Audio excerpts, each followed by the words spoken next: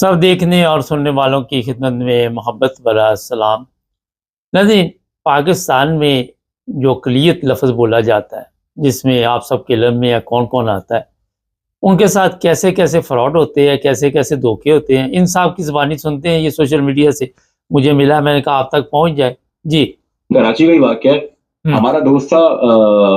اس کا مائنورٹی سے تعلق تھا، اور ایسی مائنورٹی سے تعلق تھا جو پاکستان میں جس کا نام ہی لیا جاتا ہے، جسے ممنوع سمجھا جاتا ہے۔ اس نے کیا، اس نے اس سے پیسے ادھار لیے، بہت اچھا دوست تھا، اس نے کچھ چند پیسے ادھار لیے۔ پیسے ادھار لینے کے بعد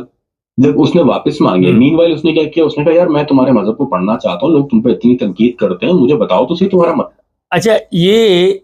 بعد میں تھوڑا سا اتنا ہی سنا سکتا ہوں آپ کو کہ ان سے کتابیں لی، احمدی تھے کراچی کے، اور پھر جو پیسے ادھار لیے تھے،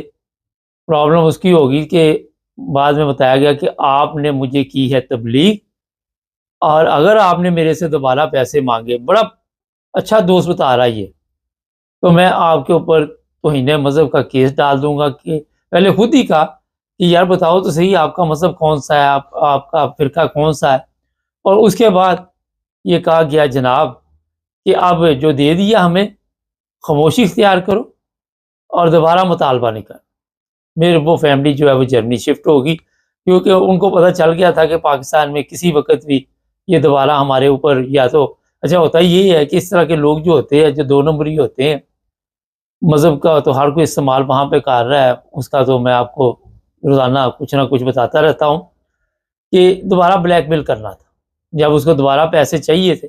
پھر اس نے اسی صاحب کے پاس آنا تھا، اور ظاہر یہ احمدی ہوں گے، اور کس کا وہاں پہ نام لینا منع ہے۔ یہ حالت ہو چکی ہے کہ مذہب کی۔ اب ادھار کے متعلق اگر آپ اسلامی تعلیمات پڑھیں تو آپ کو پتہ چل جائے گا کہ جو بندہ بھی قرضہ لیتا ہے، وہاں پہ یہ نہیں لکھا ہوا کہ احمدی سے لیا قرضہ، کرسچن سے لیا، یہودی سے لیا، مودی سے لیا، وہاں پہ قرضے کی بات کی ہوئی۔ اور ایسی ایسی مثالیں اسلام میں ہیں کہ میرا خیال ہے آپ کو واضح طور پہ پتہ چل جاتا ہے کہ قرضہ جو نہیں واپس کرتا، اس کے ساتھ یہاں تک بھی سنا ہوا ہے کہ اس کا جنازہ جو ہے نبی پاک صلی اللہ علیہ وسلم نہیں پڑھتے تھے اگر یہ مقروض آدمی ہے۔ تو یہاں سے اندازہ لگا لیں کہ ان کو اسلام کا کتنا علم ہے، کتنا ان کے پاس ہے، یہ جو علم ہے وہ لوگوں کو کیا فائدہ دے گا۔ لوگوں کو یہ علم جو ہے ان کا ہے وہ نقصان دے رہا ہے۔ اب یہ بندے نے سوشل میڈیا پہ واقعہ سنایا، اب میں نے بھی اس کی آواز تھوڑی سی آپ کو سنا دی، میں ان کی تصویر بھی لگا دوں گا۔ اور ظاہر ہے جو لوگ بھی ہمارے پروگرام دیکھتے ہیں، جرمنی میں 50% لوگ ہمارا پروگرام دیکھتے ہیں، وہ بندہ بھی دیکھے گا کہ یہ کون سے کیس کی میں بات کر رہا ہوں۔ مقصد یہ ہے آپ کو بتانے کا اس پروگرام میں کہ یہاں پہ آپ نے اپنی احتیاط کرنی ہے۔ کہیں بھی لین دین کرنا ہے تو اس سے پہلے سوچنا۔ دیکھیں ایک مزے کی بات، دیکھیں، ایک تو پیسے دیے، دوسرا ٹینشن لی، کیس بھی اوپر کرنے کے لیے وہ تیار تھا، اور 295 298 سی پاکستان میں لگ جائے، اس کے بعد آپ کو پتہ ہی ہے کہ کیا حالت ہوتی۔ جو لوگ بھی وہاں پہ جیلوں میں بیٹھے ہوئے ہیں، ان کے کیس ایک ہی طرح کے ہیں، انہوں نے انوکھا کام نہیں کیا، مگر نوعیت اور ہے، کوئی کسی چکر میں پکڑا ہوا، کوئی کسی چکر میں۔ ابھی میں یہ ہمارے ایک دوست ہیں، انہوں نے پوسٹ بھیجی کہ یہ 400-500 لوگ جو مذہبی چکر میں اندر گئے ہوئے ہیں، ایک ہی کہانی ہے، لڑکیوں کے ساتھ دوستی ہوئی، لڑکیوں کو استعمال کیا گیا کہ عورت تو ہماری پاکستانی ہو، مسلمان ہو، کمزوری، ہم تو اپنا بیڑا غرق کر لیتے اس کے پیچھے۔ یہ دیکھ رہے کتنے گھر برباد ہو جاتے، کتنے لوگ جو ہیں وہ پاگل ہو جاتے، اور وہاں پہ سوچ نہیں ہوتی کہ یہ میں انکوائری کر لوں، میں کوئی پتہ کر لوں، کیونکہ ہماری سوچ ایسی ہے ہی نہیں۔ ہم تحقیق نہیں کرتے، کوئی پتہ نہیں کرتے، کوئی پوسٹ اس نے بھیجی، رابطہ کر لیتے، اور بعد میں اس کی سزا وہ صرف نہیں بھگت رہے، ان کے خاندان بھی بھگت رہے۔ کاروبار ہے، کسی کے ساتھ کرتے ہیں، فرض کرے کوئی احمدی کرتا ہے، وہ بھی نقصان دہ اس لیے کہ آپ کے لیے کسی وقت بھی مشکل پیدا ہو سکتی۔ یہ جو دولت ہے نا، میں آپ کو بتاؤں، یہ پیسہ جو ہے بڑا لالچی چیز ہے، یہ انسان کا بیڑا غرق کر دیتا ہے، رشتوں کا بیڑا غرق کر دیتا ہے، دوستی کا بیڑا غرق کر دیتا ہے۔ اگر دیکھیں تو جو اچھے دوست ہوتے ہیں وہ ان چیزوں کو، میرا خیال ہے کہ کبھی بھی کوئی وجہ نہیں بناتے اور اپنی دوستی باہر رکھتے، بے شمار ایسے۔ مگر یہاں پہ آپ نے یہ دیکھنا ہے کہ اپنا فائدہ ہے، وہاں پہ دوستی مٹی ڈالو، اپنا فائدہ جو مل رہا ہے اس سے فائدہ اٹھاؤ۔ یہ ہمارا اسلامی جمہوریہ پاکستان، جہاں پہ آپ ادھار دے کے اپنے لیے پریشانی خرید سکتے۔ اس لیے میں آپ کو بتاؤں، میری کل ہی بات ہو رہی تھی کسی جگہ پہ، وہ صاحب افریقہ سے آئے ہوئے تھے، میرے ساتھ تھوڑی دیر ان کی بیٹھک ہوئی، تو ان سے میں نے بات چیت کی، میں نے کہا کیا حالات ہے وہاں پہ؟ وہ کہنے لگے وہاں پہ قوانین موجود ہیں۔ جب انہوں نے یہ بات کہی تو میں حیران رہ گیا، میں سوچ میں پڑ گیا کہ یار افریقہ جیسے ممالک میں اگر قوانین موجود ہے تو ہمارے وہاں پہ تو پاکستان میں تو کوئی کسی قسم کے قوانین نہیں، کوئی وہاں پہ آپ دیکھ لیں جس کی لاٹھی اس کی بھینس، جس کے پاس مرضی چلے جاؤ جا کے کیس درج کرا دو۔ میں نے پھر ان سے بات چیت کی، میں نے کہا وہاں مختلف لوگ رہتے ہیں، کہتے ہیں بڑی تعداد میں اہل سنت بھی ہے، یہ تبلیغی جماعت والے بھی وہاں پہ آتے ہیں تبلیغ کرنے، احمدی بھی ہیں، احمدیوں نے وہاں پہ اپنے مشن ہاؤس بنائے ہوئے ہیں، اسکول ہے، کالج ہے، کافی ہاسپٹل بنائے ہوئے ہیں، پانی کا انتظام کافی بتا رہے تھے۔ تو